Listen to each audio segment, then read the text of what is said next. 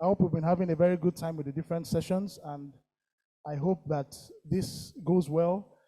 I'll first of all start by congratulating the people who are on this panel today.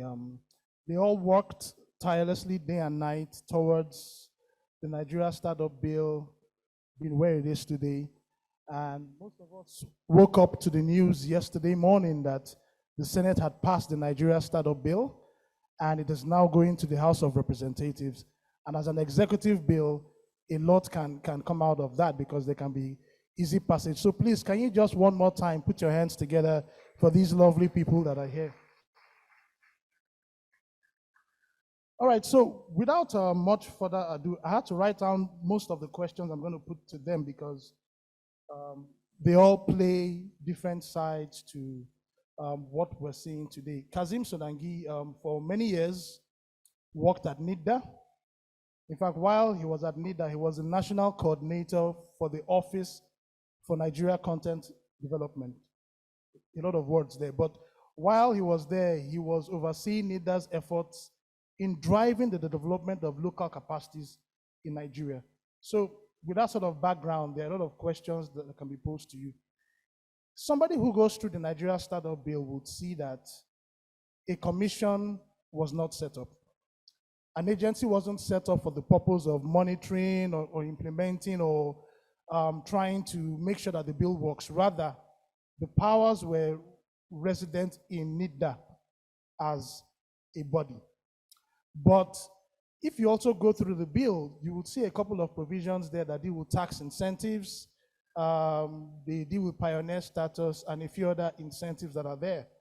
Now, do you think a bill like the Nigeria Startup Bill would create conflict of functions and power tussles between the different MDAs that already exist in Nigeria?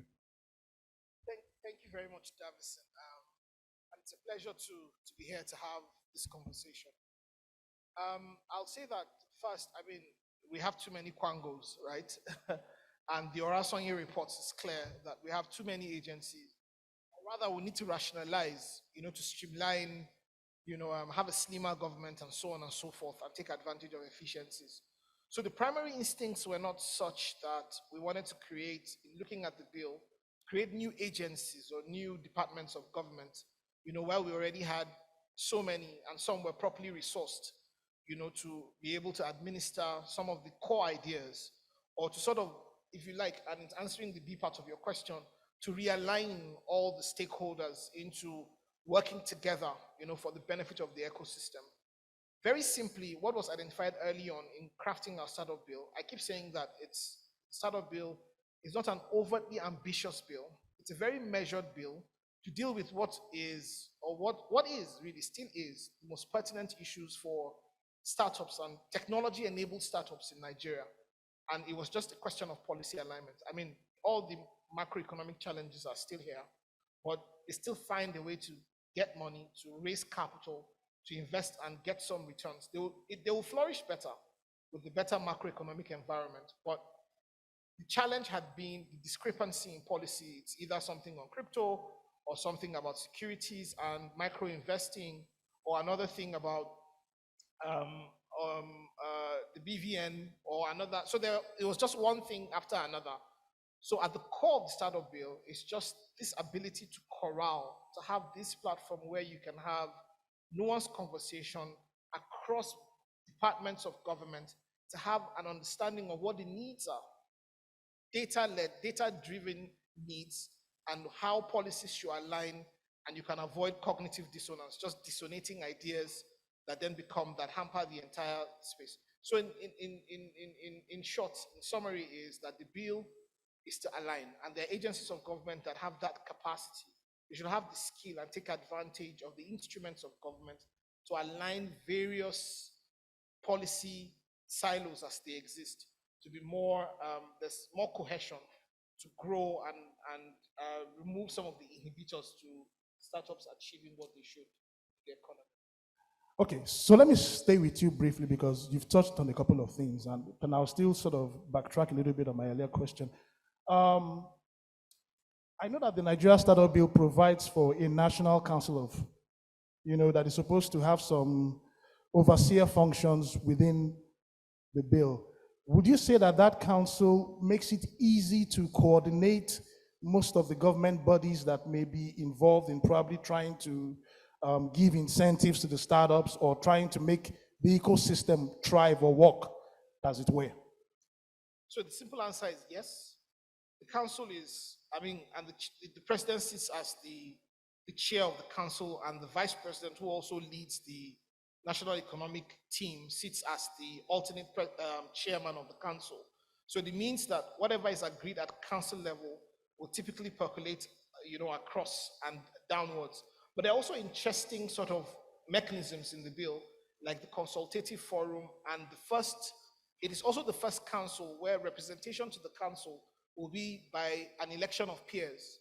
So startups that are registered as startups in Nigeria form part of a consultative forum, and there are benchmarks for this and can vote people into that council. There are also other mechanisms like a management agent that provides report independently of what council is doing. So that way, I'll say yes, the council provides that type of platform that can drive, that progressive policy development and implementation. All right, thank you, Kazim. Let me come to Adaeze. Can this? So let me come to Adaeze now. Now, I know that for many years you were the executive director at Venture Platform Foundation, which is a sort of VC body that aids and helps early stage startups. And while you were in that position, you were responsible for sort of midwifing this whole process. Can you take us through what you had to consider when putting together the team, as well as the process that would lead to the crafting of the Nigeria Startup Bill? Yeah, it was a very interesting process. When I started at Ventures Platform, actually my first day at work, there was a strategy session, and my boss then, Kolaino, asked, my role then was Director of Policy, and he asked me, what is the one thing you want to achieve with policy? And I just said a Startup Act. This was about 5 years ago. And it will not materialize until 5 years after. And so we start off, a young man called Oswald, who is the essay to the president on digital transformation, gets his job and he feels he wants to do something for the ecosystem. And we say, look, let's try and get the Startup Act to work. And so we started, and that's the first thing. The first thing I would say is you don't underestimate the person who has a yes, we can mentality. Because at the time it seemed very, very impossible. And I'm sure most of us, there are certain bills or policies that we want to pass, and you're just at idea stage and you're not sure how you will start or how it will end up. And that's how it felt at the time. And so the second step was we had a buy-in. So we had somebody in the president's office I don't think I've met anybody as relentless as Oswald, who has strong buy-in, who saw the vision and wanted to make this happen. And you had folks in the ecosystem. We realized quickly that obviously we needed everybody to be on board with this. So we constituted a presidential strategic advisory group or council, which comprised of every person. Everybody seated here is on that council as well, and different aspects of the ecosystem. We had representatives there because this wasn't something that would be championed by one organization or just a certain group of people. This is a bill that was called everybody's bill. In fact, the underlying philosophy is a big tent approach, meaning this is a bill owned by the entire ecosystem. So we couldn't move without considering the opinions of everyone. And this Strategic Advisory Council was responsible for providing guidance, opening the doors. They were influencers in their own rights, sort of, sowing the seeds for what will now become the bill in its full-blown state. Once we had everybody's buy-in, we needed expertise, right? Because all of us, we didn't realize how much we didn't know more about the process. I remember Kasim one day on the WhatsApp group was like, I think we had drawn up a plan with certain timelines, and Kasim, you were like, I think you guys need to be educated on the process of passing the executive bill. So we had expertise like Kasim, we had ALX group helping with drafting the bill, And we had this other group called I4Policy, who's an international organization that helped other African countries design startup acts and frameworks in Senegal, Tunisia. And we listened to them, we had a conversation, we had meetings just to design what the framework would be. So having that expertise was very key because we also didn't know everything. And after that, we started to form and we needed an engine room, right? The secretariat, which I was very privileged to manage and lead. And we had never done a bill before. And I remember praying that, God, you have to help me. I sat down on my dining for like 6 hours, just mapping out the framework for that secretariat. It was completely run by volunteers at the time. We didn't have the funding, so we would do our day job during the day, and then at night we're on calls, just working on, organizing different town halls, mapping out different activities, having timelines, communications, engagements, different things. And it's interesting how that foundation at that secretariat has led to the thousands of volunteers that we have now. And all the engagement was happening on WhatsApp group. We didn't have the money, but that didn't stop us. It was just this attitude and culture of willpower, of vision, of passion, and relentless pursuits. After that, obviously, we know we needed money, but we didn't let that not having money at the time stop us from taking steps. And then after that, we started to have conversations with different partners. We wrote different concept notes, different pitches, and we're having meetings every day, talking to different partners. But it was interesting how when we mentioned it, people wanted to be part of it and jump on board. And we were lucky enough to get support. We got support from the UK Nigeria Tech Hub and the West African Research and Innovation Hub, and from Google. That was the first financial support. Other organizations also came in and gave different in-kind support. So it was a huge rallying and buying from the ecosystem. We had people wanting to volunteer, media support, and I think that's what makes the Nigerian build. I think it was Tech Hive Advisory that released the reports as the best process, because it was well organized, very flexible, very nimble. But at the same time, you had everybody's buy-in. Everybody owned the bill, from every nook and cranny of the country owned it, from even the government's MDAs. We had different meetings with MDAs, the president's office, the vice president's office. So that collective ownership and buy-in is what makes the bill stands out, and one of the best projects I've ever worked on. Right, fantastic, and that was very enlightening, because it showed us how there was a lot of collaboration that led to the formation of that bill. Even though there was something that you said concerning money, and you mentioned money maybe like 2 or 3 times, and I was wondering, but startups are supposed to be the in thing. They're the ones who are making money, right?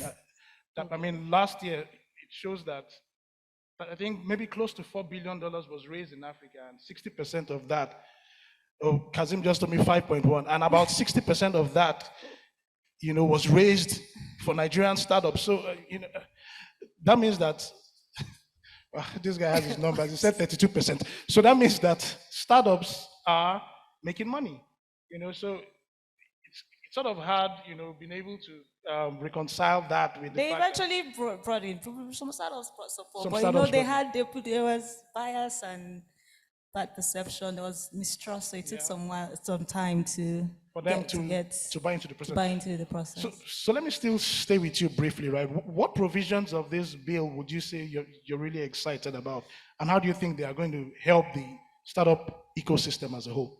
Yeah, so I'm excited about all the components of the bill, honestly, but 3 stand out for me.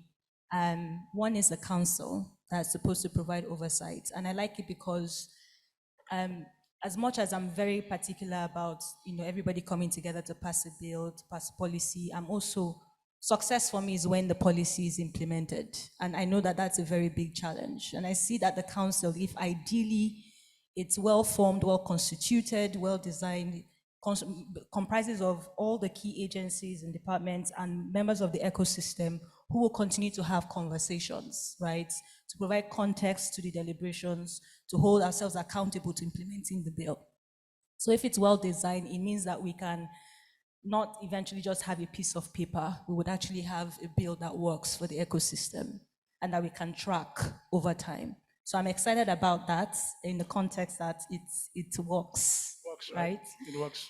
So and we believe that it will. So it's the same value of faith and vision and collaboration that we're hoping will continue towards implementation, because that's when we can say we've won. Second is the startup support and engagement portal, which is really interesting. This is, I think, for the first time you have a place, almost like a one-stop shop place where startups are there, VCs are there, hubs are there, policymakers are there, and people can easily obtain licenses, ask questions, get feedback, on access opportunities.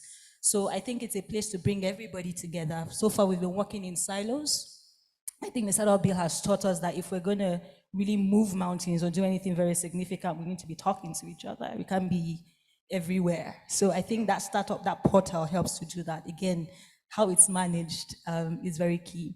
And the last one for me is the seed investment fund. I think but it's a fund where this time around government is now putting money where his mouth is, right? So it's not just investors giving us money, which we're not saying is bad, but now government also contributing to early stage financing for startups, especially at the idea stage where the risk is still high.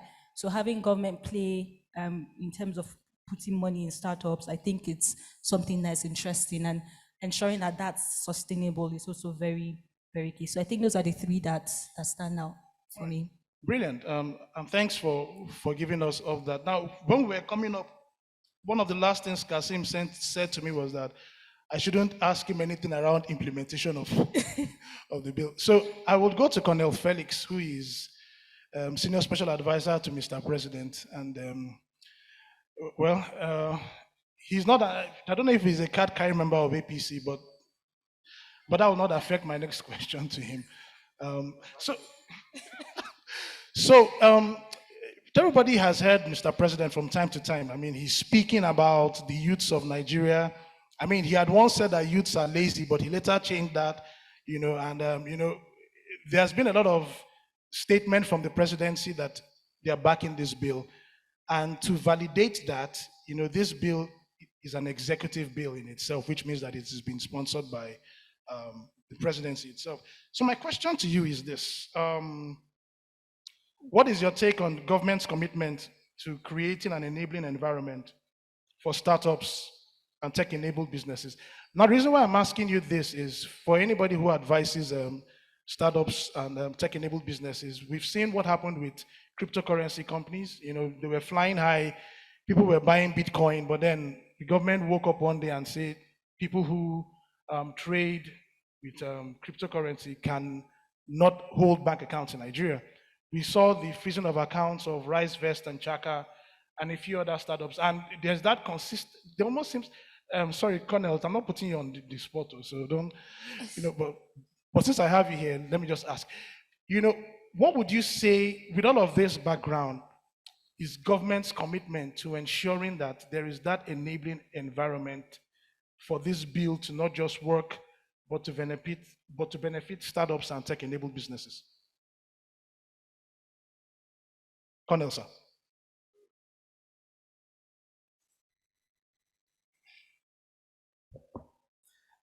Let me follow your style and just say government is committed.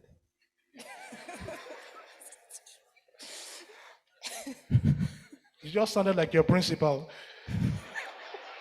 Please expatiate, Colonel. And don't vex for me after this.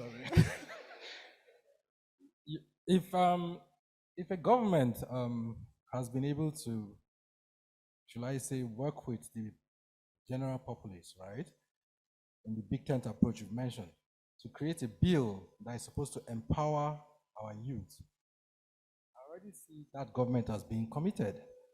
The bill has gone to Senate, it's been passed at Senate, that's commitment. The bill includes an aspect that enables government to pay part of the startup industry by providing that seed fund required for any early stage, anybody, in fact, that has an idea and thinks that that idea can solve a problem in our society to start a company. That is commitment, right? Sustenance is a different ballgame. But if you say is government committed, I will simply say government is committed. Let's not forget that government is an evolving situation. So my answer stands for now. That government is committed. Thank you. Thank you. You're a politician, sir. Thank you. I'll come back to you later. Let me allow. So let me go to Musa. Musa is the founder of MTZ Pay, which has benefited from VC and angel funding, and also a non-executive director at FSDH, so sufficient experience in the financial sector. But let me ask you this. The Nigeria Startup Bill is where it is now. Would you say that if a bill like this existed, it would have aided your company and other fintechs and startups to scale faster? And what really are your expectations from the bill as it is now? Thank you very much. So, to be clear, I started out with TZ just over a decade ago, and I have transitioned, and I'm in the process of starting something new. Now, at the time that we started, and I think it's the story of many entrepreneurs, it's not an easy journey. It's not an easy journey. You have a lot of difficulties. You encounter so many conflicting rules. You are, by chance, depending on what regulatory framework you work under, you may find that there are contrary ones operated by another agency, and you have no single filter through which to go. You need incentives. At the point, by its own nature, startups lose money in order to grow, to gain money. At the point where they're losing money, the last thing you need is to come and be, in essence, extorted, because it's going to be difficult for you to deploy the money where the growth is supposed to be. And this was our own experience. Already before transitioning, I thought to myself, look, this is, it's not for the faint-hearted. And if I was to do it all over again, I wouldn't, or I would take a different path. But there are many youth in Nigeria. There are more youth than there are available jobs in the conventional industries and government. So entrepreneurship, we all agree that entrepreneurship is a path. But guess what? There's a fear of failure. The data shows that fear of failure is one of the biggest impediments to getting people to grow. And the failure comes from certain structural factors. The aim, if we've done it before and seen these experiences, is to ensure that it does not happen for the next generation. So what we are doing through the Startup Act is to create that enabling framework for them. To put it in another way, you cannot legislate everything onto paper. You need that flexibility, because in the startup space, there are so many fast-changing things. Even we changed our business model a couple of times over the years to adapt to situations. And then, of course, there was COVID, which changed models all over the place again. You can't legislate that, but you can allow for some flexibility. So this is the story of every entrepreneur. No entrepreneur had it easy. And while we all had difficulties, our difficulties were nuanced in different ways. But this act is set up to allow that flexibility for most of the common problems to go. Especially, just like you were talking about access to capital. At various points, as you're growing, you run out of cash, right? But you're a risky prospect for either an investor or a financier or a bank or whatever, and you want something that helps to reduce or de-risk you in the eyes of that financing group. The hope is that by being in this transparent, structured form through the Act, you can be a less risky prospect, or a prospect that can actually show the track record you've achieved as an indication to where you're going to go. I don't know if I could go on for hours and talk about different things, but I'll pause and let the questions flow. Definitely. You can. And I'll still come back to you, but let me just move to Cornell again, because he did mention something about the investment seed fund that is provided for under the startup bill. Do you want to just speak, a little bit about that? Kasim will also have a jump to that question, but I want you to also get it from your own perspective because you did mention, it as one of the incentives that could potentially, be beneficial to startups. Just to expand on it a little bit. Okay. Basically, I think there's a general trend worldwide that startups are the new thing. So everybody wants to be a startup. So one of the things that this bill does is to provide an enabling environment for everybody to try. But however, there are processes to being a startup that most people do not know. One key thing that people should understand is that 75% of the startups worldwide fail. Most of them fail between the formation stage and the scaling stage. These reasons for failure are clear: lack of efficiencies, lack of funding. The startup phase that starts up the whole process requires funding, which is called seed funding. Seed funding includes funds that you own yourself, funds that you get from your friends, funds that you take loans from banks, or as we normally just say, family and friends. Government has now decided to be part of that group of family and friends that provides seed fund. That's a good thing because that's where the most risk is taken. The stage where you have an idea that you don't know if it has a product market fit, you have no minimum viable product to even showcase that this is the idea you want to bring to solve a problem. It's a very risky stage. Government is putting together a fund that will be matched by anybody interested, other third parties interested, to provide succor for our young people who don't have such seed fund for themselves, or who don't have family and friends who can raise funds for them. The platform will provide an enabling environment that will harness them, coach them, guide them, so that the fund is not wasted. But the key thing I will just bring out here is that the idea that that fund is going to sustain a business through its lifespan is a fallacy. Seed fund is for you to find your minimum viable product and get ready to scale. If third parties don't come into the equation, venture capitals, accelerators, to train these startups that will come on this platform now to understand that transition between that phase and the scaling phase, they will fail and the seed fund will waste. If they are trained and they learn the efficiencies they need to scale as a business, then they have to seek for venture fund to grow the business. Government cannot provide that. Our limitation stops at seed fund. Okay. Okay, fantastic, and thank you for being able to expand on that. I almost feel like also setting up my own startup so I can benefit from the seed fund. But Kazim, so let's say now I now fully decide to set up my own startup. Where will this funding come from? And I'm asking, and these are questions that I'm sure that a lot of people ask. There's industrial training fund. I don't know how many lawyers here have to advise their clients around what that fund is and why they need to pay it and whether they even see any benefit in it. There's there's NSITF. You can say, okay, social insurance trust fund, but then how many people are able to access it? Even NIDA has a fund too that, and they collect from different places. So what makes this seed fund, Cornell has spoken around it. Why do you think this would work? Number one.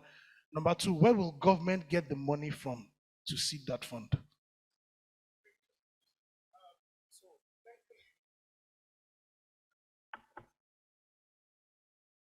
Thankfully,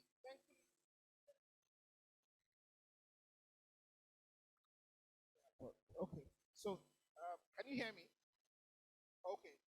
So, thankfully, So, sorry, Kazim, maybe you use mine. thankfully, you didn't ask me what does the industrial fund do. Um, I mean, but so I think Connell has described what the mechanism or how the seed fund should work. I would only add it slightly stretching the idea that I do consider Series A early stage somewhat. It will act also as a diversifier of the fund and some it would further de-risk the fund in the sense that, typically when you go into a Series A, you have a bevy of investors who are limited partners, to the ticket. So I would say that, the fund should contemplate Series A. But I would say that the expertise of that fund lies in the institutional capacity of the administration of that fund. I do think that's why the NSIA, from the perspective of government, is one of the most suitable. I wouldn't say the only suitable, but in my perspective, probably the right fit. And that's where the fund sits.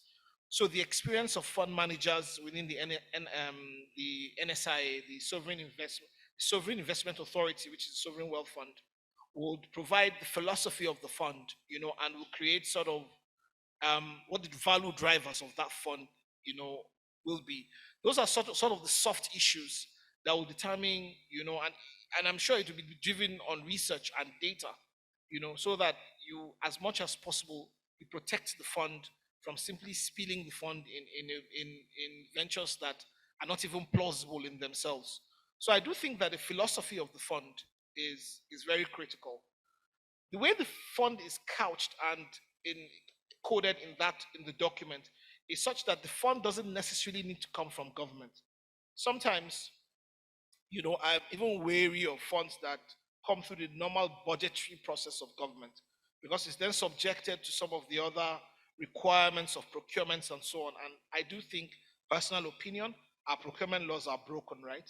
And so therefore, I do prefer a system where when any money is fired into that fund, it is primarily seen as grant and not a subvention.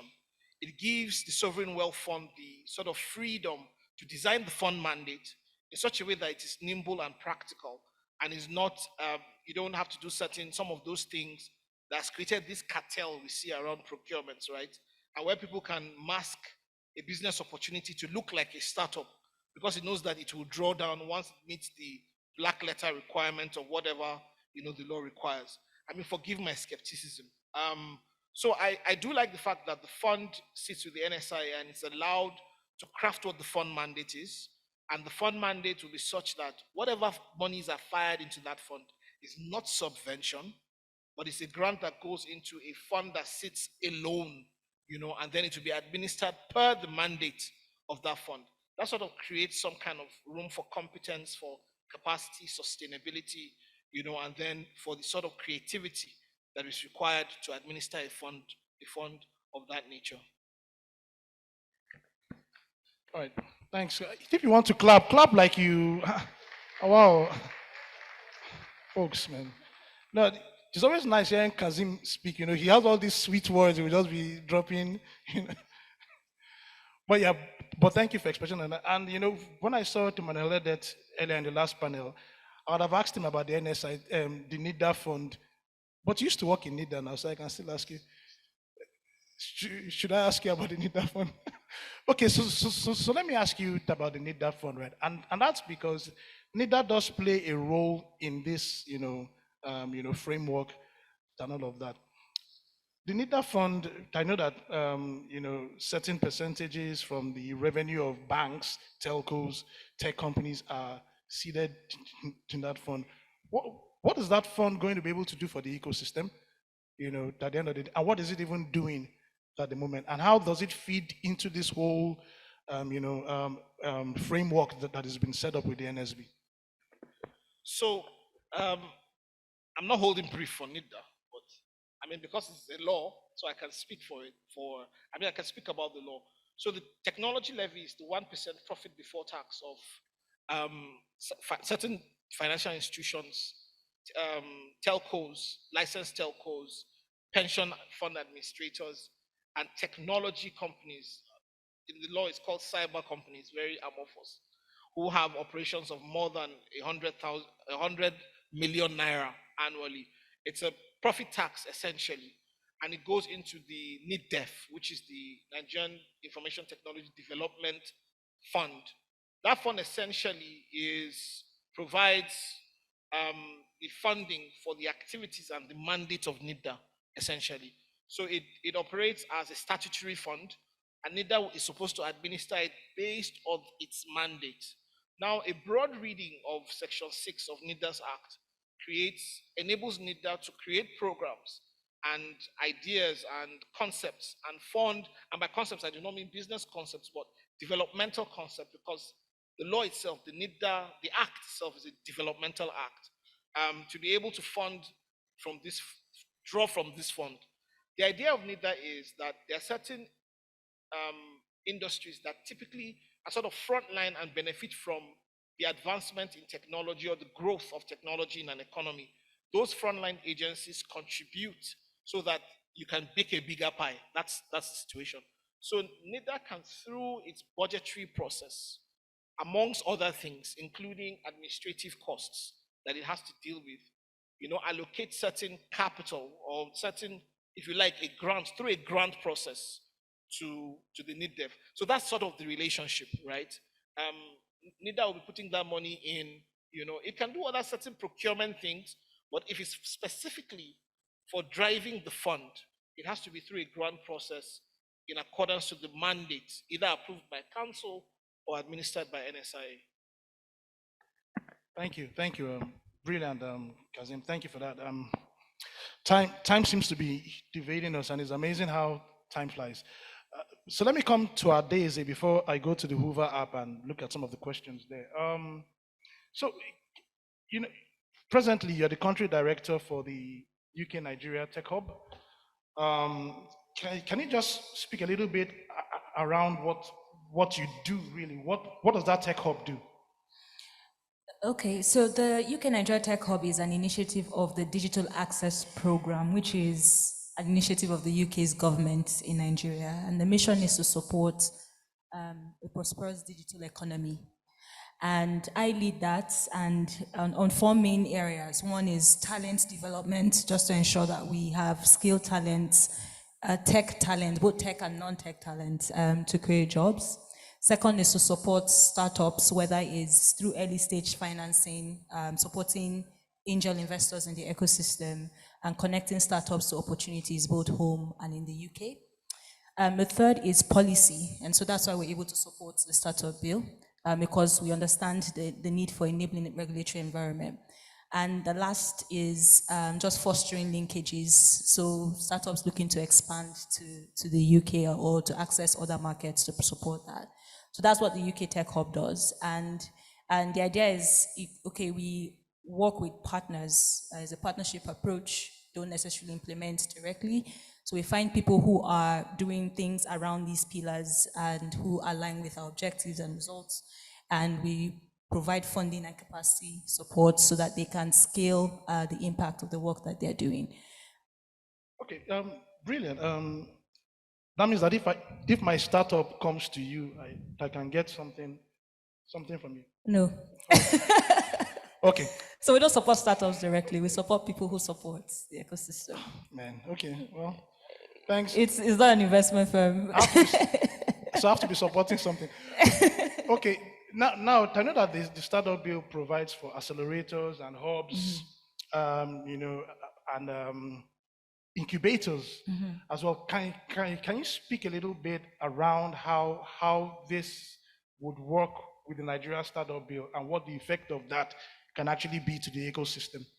I know that the bill has provisions for hubs and accelerators and recognizes them as a very crucial entity when it comes to building local digital economies. And we recognize that. In fact, when I designed my strategic plan, it's not influenced by my own thinking or just the UK government's thinking. We look at the national plans on ground, we look at the laws and align with that.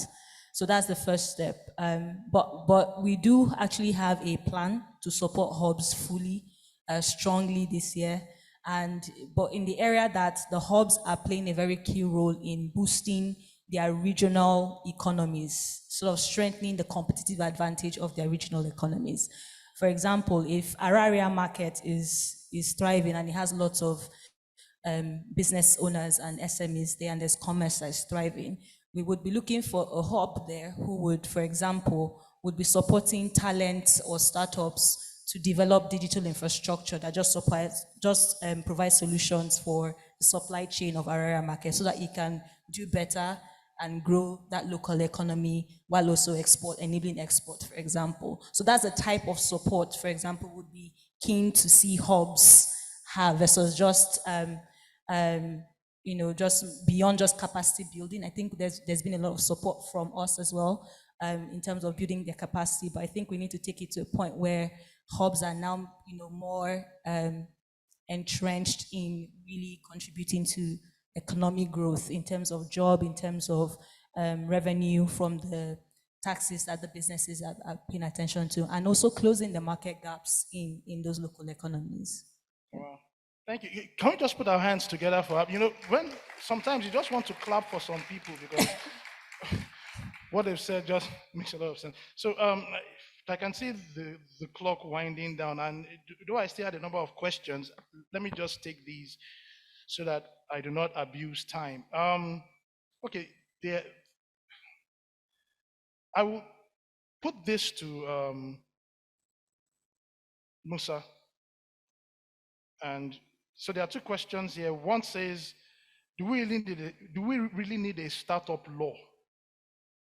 Another one said, what is the essence of a startup bill?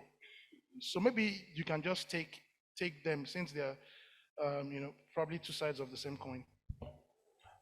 Okay, thank you. First of all, to ride on Adeze's point, I personally am a beneficiary of work that the UK Nigeria Tech Hub has because they supported the Africa Angel Academy. And when I was leaving my job, one of the things I wanted to do was give back to entrepreneurs by way of angel investing. And they gave me the capacity to do that, and we've taken it some way forward. And we even got mentorship for that through the efforts of the hub. So just to say, there are real beneficiaries here, and you should look into it. To the question of whether we need a bill, earlier on I spoke about the uncertainties, right? And I would say that these points still remain relevant in this case. I'm saying we don't have to have a law that is a handcuff or a shackle. We have to have a law that allows us the visibility. What do we need as startups? We need to collaborate. There's a lot of interesting thing going on across different parts of the country that we don't necessarily know about. I started in a silo, many others like me did, right? But even in the work, we come from different backgrounds. We started to see what each other was doing. We went to every zone in the country to have town halls. From those little engagements, people in one zone saw what people in another zone were doing, and they started to work together. And it's not just among the entrepreneurs. We need the collaboration. It's been said, government has been spoken of, entrepreneurs have been spoken of. There's the academic institutions, there's the financiers and risk capital. They're not sitting at the table, corporates, they're not sitting at the table right now in any organized fashion. This bill allows us to all sit together because wherever you go, where there's a successful startup ecosystem, anywhere in the world, all these groups of people are sitting and talking together and planning and making out strategies together. And by setting a bill up like that, it's a very important step towards having us understand each other's issues. We're sitting, in a business law conference. Matters of IP will become very critical as we go forward. And the bill enables this kind of discussion and the framework around which it is to be done to work. We want to export, just like was said, other countries want to see our innovations. Our innovations are there. We need to make sure that the IPs are strong on those innovations. How do we do it? If we just go through the traditional route to the patent office, it's not quite a straightforward conversation. But when we sit together, the Ministry of Trade, along with all the other areas, not just NIDA and the Ministry of Communication and Digital Economy, each side is seeing what is important to the other side and why it matters that they help that side flourish. We as entrepreneurs would like to see this, put our things on the table, have our representatives, have where these conversations and policies are being made, and this gives an enabling setup for that. So there's the collaboration, there's the intellectual property, there's the finance that was earlier spoken to, there's the inter and intra and cross-geographical collaboration, stakeholder collaboration, the table, the big tent. Everybody now has a or has their words can be listened to. I think that is the best way to summarize this point. Thank you. Thank you, Musa. Very, again, if you want to clap, clap now. Oh, don't mind it. Okay. Sorry, Bukola, when it says time up, does that mean we should just be going or? oh, oh, okay. So, just to be sure. Let me throw this to Kazim, and Cornell can probably chip in. So the question is, I believe tech startups in Nigeria can contribute a great deal to our external reserves as a nation. How can we ensure this through our laws? This person probably read the article, the newspaper report that our debt profile is more than our revenue. So the person is worried, you know. So do you want to speak on that? I can try. So clearly, if you take trade and this whole conversation around the AFCFTA, under the services component of trade, there are what is typically understood as the four modes of supply: consumption abroad, cross-border trade, movement of businesses, movement of persons or capacities. The first two, consumption abroad and cross-border trade, speak to the capacity to drive revenue or to earn revenue from outside your borders by providing services from within your borders. The best example of businesses that can do this easily or facilitate this will be tech. One, if you take, for instance, travel and everything that happens on the travel portal, from Travel Start in Nigeria, you have Waka Now.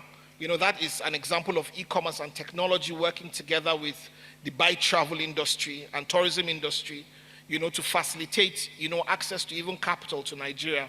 The other is our data centers, or even just the work of our startups being able to provide services, build capacity, and provide services across the border.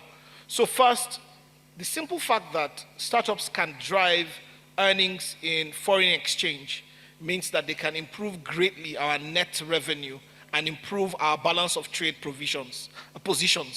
You know, so a focal strategy should be, you know, as part of the AFCFTA, is to drive this component of technology and best driven through startups that will drive and also drive digital transformation so that we can earn more FX, you know, automatically when we earn more money, you know, through the mechanisms of the central bank, you know, it then, you know, drives and improves our balance of trade and our earnings. So that's just even a simple, very straight line, you know.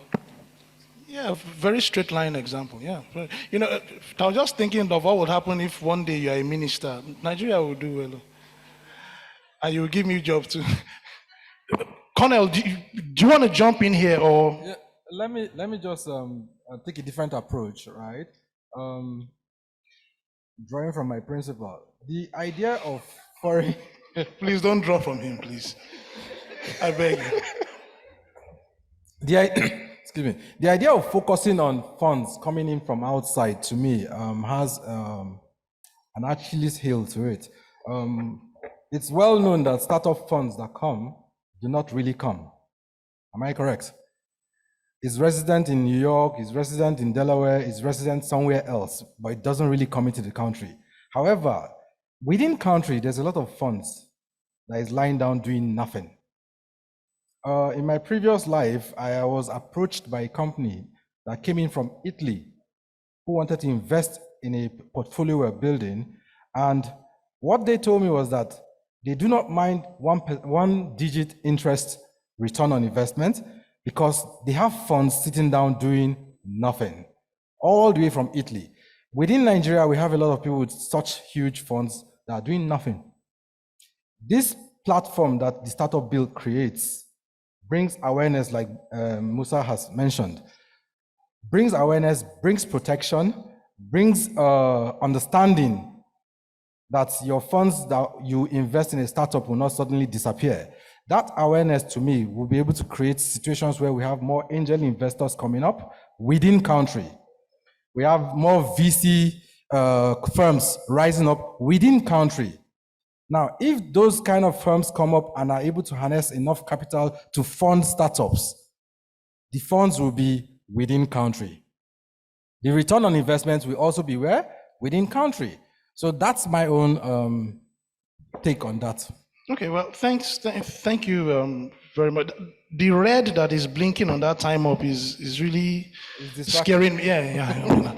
So I will probably just throw one last question, and I will go to Daisy really. But Musa can probably chip in, but Daisy. So this question says, do we have a universal reach for the startups? Because it seems only the startups in the urban areas and cities benefit. How do we address this? That's a very good question. I'll answer it in two ways. First, remember again that the entire design of the bill is one big tent approach. This is everybody's bill, whether you're a woman or man, whether you live in a remote area or not. And we started showing this by ensuring that we organized town halls. We wanted everybody's voice and opinion to feed into the bill. So we organized town halls in different regions, in all the 6 geopolitical regions. But also we had state champions. So there was a champion in every state that organized the ecosystem to ensure that they contributed or they were part of the regional town halls. Because you could have a regional town hall in Lagos, but it's not, involving or including everybody else in the region. So it was very important that we had representatives in each state. And so all the town halls held, and we made sure that everybody's input was given to the bill, and that fed. The other thing that we also quickly realized is that you have a startup bill that's national does not mean it will trickle down at the state level. And so a discussion around state adoption started even as we were drafting the bill. Lagos jumped on board to domesticate the bill. Kaduna has jumped on board as well. Edo State, Anambra, can't remember the others. Kaduna. Kaduna, yeah. No, So Yobe came on very quickly, which speaks to the question itself. Question. So I think and that shows a lot of interest and spread. So the idea is that every state would adopt the bill. But the good thing with Kaduna, and I think Mr. Musa is going to talk more about it, is that it wasn't the state that sort of influenced the state adoption in Kaduna. Yes, they had the buy-in, but you had the ecosystem actually approach the government to say, hey, this is happening. Can we also domesticate our bill? So even if in your state it doesn't seem like the state is driving it, there's work for the ecosystem the citizen engagement, right? That needs to happen to make things happen in your state. All right, thank you. And much as I would have loved to hear Musa's take on this, and probably even get questions from the audience, the people that brought us here have said, look, it's time up, so we have to call it a day. No last words from any of the speakers, because they are very brilliant and intelligent. Or can they have last words? No, okay, none. So none at all. So thank you. It's been our pleasure bringing this to you, and feel free to ask any of them questions. Have a good afternoon.